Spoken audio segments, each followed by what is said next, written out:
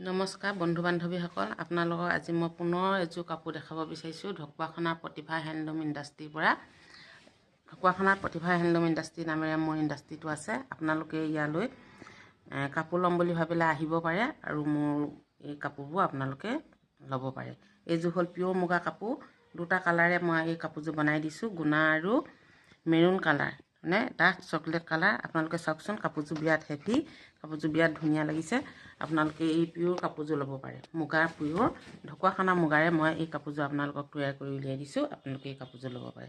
এই কাপোৰযোৰ ইয়াত পতি আছে, পতিখিনি হৈছে এনেধৰণৰ, এইখিনি পতি। এই পতিখিনি খুৱাই দিলে কাপোৰযোৰ বহুত ধুনীয়া হ'ব। আৰু লগত আছে এখন মেখেলা।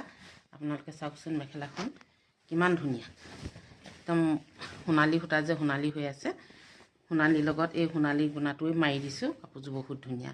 এগৰাকী বাইদেৱে যিহেতু সেই কাপোৰযোৰ অৰ্ডাৰ কৰি থৈছে,